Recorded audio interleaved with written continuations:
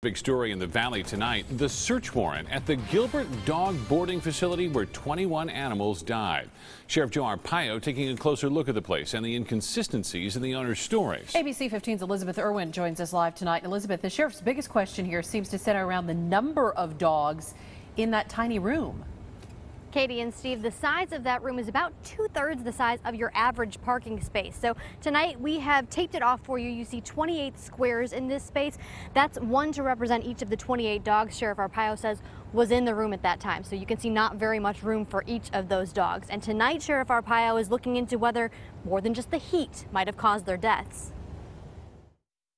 Even if the air conditioning was working, would that make any difference because of the small room on the death of those dogs? Sheriff Joe Arpaio doesn't seem to be buying the story the owners of Green Acre's dog boarding are telling, that nearly 24 dogs died after one chewed through an air conditioning wire, cutting the AC. So we have a lot of work to do. That work took a big step forward today when 12 MCSO detectives turned the place upside down, looking for clues into what went wrong.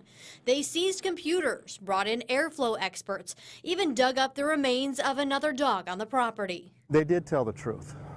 They told the truth every time. That's the owner's lawyer, but 911 calls obtained by ABC 15 News tell a different story. So basically the owner of the business has been telling them that the dogs ran on the loose. Even the owners themselves fessed up to fibbing. My husband panicked and he, in his mind, thought, you know, if I can just stall them for a little while, I can get back to them. Once that attorney was pressed, he changed his tune, too. If Mr. Hughes indicated something to the owners because there was a time frame, he was trying to figure out what to do, confusion of whatever the circumstances, that doesn't necessarily mean that they didn't tell the truth to the sheriff's office.